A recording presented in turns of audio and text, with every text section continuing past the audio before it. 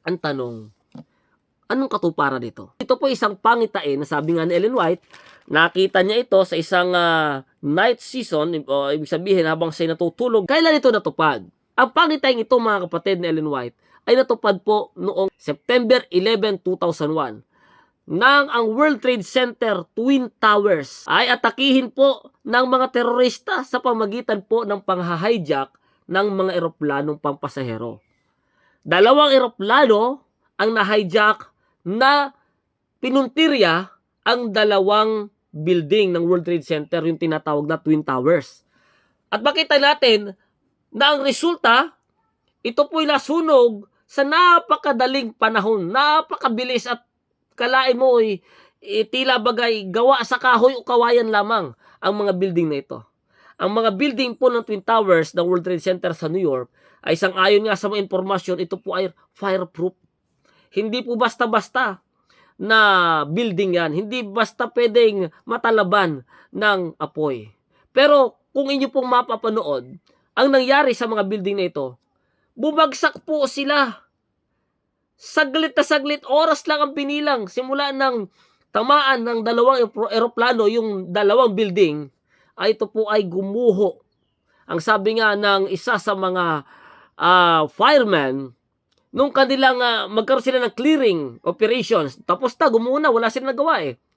Ang kanilang nakita lamang na gamit na natitira ay ganyan lang kaliit ng telepono. Ibig sabihin, napulbos lahat. Yung 105-story building, dalawa na 100 plus na story buildings, ang nakita lamang ng mga bagay na buo ay yung telephone parts na halos ganyan lang daw kaliit. Doon sa mahigit 200 plus na mga stories, kasi dalawa yun dalawang 100 mahigit, so nasa 200 plus yun. Lahat po opisina yun, puno po ng mga computer yun, puno ng mga papeles, iba't ibang mga gamit doon, then mga opisina ho yun. Pero wala silang naisalba na kahit isang kagamitan. Napulbos lahat. Ang tanong, bakit nangyari yon? Ano ang hudyat ng kaganapan na yon? Yun nga po sinasabi rito, na ito po ay for the coming of the King. The last crisis. Ito yung crisis na magdadala sa atin o magbibigay sa atin ng hudyat na ang time of trouble ay nalalapit na. Ano ang nangyari pagkatapos ng kaganapang ito? Nagalit ang Amerika sa mga terorista, na ang presidente ng panahong yun ay si George W. Bush. Sabi niya sa kanyang talumpati, kung sino man ang nasa likod ng masamang gawain ito na ginawa sa Amerika, tutugisin namin, sabi niya. At talagang hindi kami titigil hanggat hindi napapanagot kung sino ang nasa likod ng mga krimen na ito. Kaya ginawa po ng Amerika, kanila pong sinuyod, kanilang inisa-isa ang mga Muslim countries sa Middle East para hanapin ang tao na ang pangalan ay Bin Laden, na siyang tinuturing na mastermind sa lahat ng mga ito. Kaya binomba ng Amerika ang Afghanistan, binomba niya ang iba pang mga lugar sa Middle East, pero hindi niya natagpuan. Hanggang sa kanyang mata, ang kanyang atensyon ay naibaling kay Saddam Hussein. Kanya pinaratang kay Saddam Hussein na si Saddam Hussein ay isa sa mga nasa likod ng mga teroristong ito. At siya ay nagbangon ng mga reasons para magkaroon ng digmaan sa Iraq, na itong si Saddam Hussein ay nagtatago ng mga weapons of mass destruction na napakadelikado. Ika nga, kapag ito'y pinasabog sa hangin ay talagang malalason ang sangkatauhan. Kaya naman, hindi tumigil si George Bush para po tugisin. Kaya nga, nung taong 2003, pansinin natin, mula 2001, September 11, lumipas ang mahigit isang taon. Pagdating po ng March 19, 2003, doon po naganap ang invasion ng Amerika sa Iraq. Kaya nga marami ang napinsala sa Baghdad. Mga gusali ang gumuho dahilan sa pag-atake, sa pagtama ng mga bomba na binibitawan ng Amerika. Ano ugnayan ng pangitain ni Ellen White dito sa nangyaring digmaan sa Iraq at sa nagpapatuloy na digmaan ngayon. Malaki po ang ugnayan sapagkat ito nga pong World Trade Center ang siyang pinakang ugat kung bakit nagpasimula sa Middle East ang operasyon laban sa mga terorist mo o yung tinatawag na terrorist na itinuturing, no, ng Amerika. Kaya hindi tumigil ang Amerika sa pagtugis sa mga tinatawag na terorista sa Middle East. Kaya ngayong digmaan na nangyari sa Iraq noon pong 2003, March 19, pinasimulan, ito po'y sabi ng balita ay tumagal ng nasa halos 8 taon na dire-diretso. Pero napatay naman din nila itong si Saddam Hussein kasi ito'y nahuli. Na-trial pa po ito at ito ay binitay. At ang bansa nila ay nawala na ng leader. Anong kaugnayan to sa propesiya? Ang nangyaring yun mga kapatid, ang siyang katuparan ng time of trouble. Yung binasa natin sa Daniel 12:1 na magkakaroon ng time of trouble. Pag sinabing time of trouble, isang panahon na mabagabag. At ang World Trade Center attack, ang siya pong mitsa. Ito po yung hudyat na papasok na tayo sa panahon ng kabagabagan, yung time of trouble. At nangyari nga ito nang magpasimula ang digmaan sa Iraq. At kapag pinag-aralan po natin ang takbo na ekonomiya ng mundo, lalo na ng Amerika, simula po post 9/11 wars hanggang sa yung 2003 at yung pagpapatuloy, makita po doon sa mga datos ng referensya na ang Amerika at ang mundo ay bumagsak ang ekonomiya. Apektado ang lahat. Dahilan nga sa ang Middle East ang pangunahing source ng mga petrolyo, produktong petrolyo, nanggagaling po sa Middle East. So nandyan ang mga digmaan na nagpapatuloy simula po 2003, pinasimulan yan sa Iraq. At hindi na po natapos yan, hindi na po natigil yan. Kaya yung presyo ng mga petrolyo ay hindi din po bumaba, kundi pataas ng pataas. Kaya nga po nagkaroon ng iba't ibang mga digmaan dyan. Pagkatapos ng Iraq, bumangon naman yung ISIS.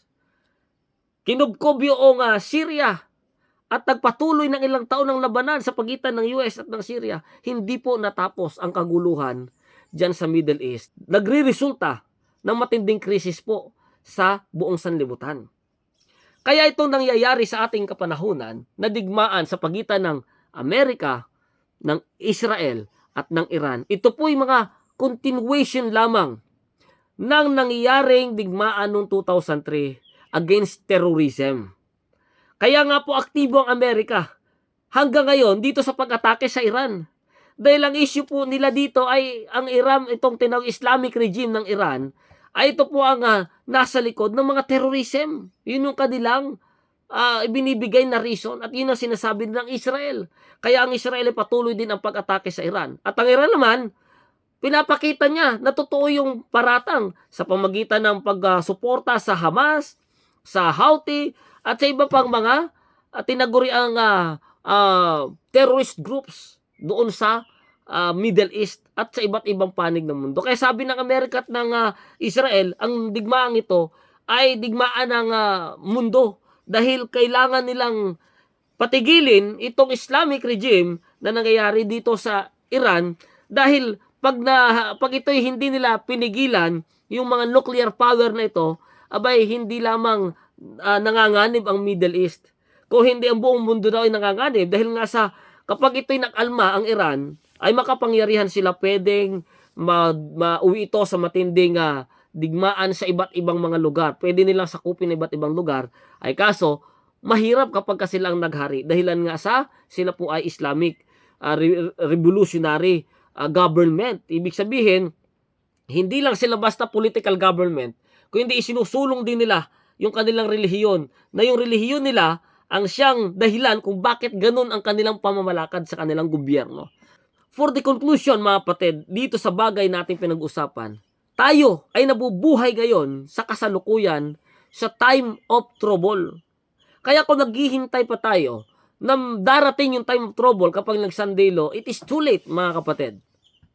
Ngayon ay nangyayari, nararanasan natin, aktwal, hindi ito teorya, hindi ito kwento. Kita ng ating mga mata, ramdam ng ating mga pamumuhay sa araw-araw kung ano ang realidad ng ating daigdig. Ang tawag ng Biblia dito ay panahon ng kabagabagan. Mabagabag. Kaya nga tinawag na troublous time or time of trouble. Dahil talaga pong punong-puno ng trouble.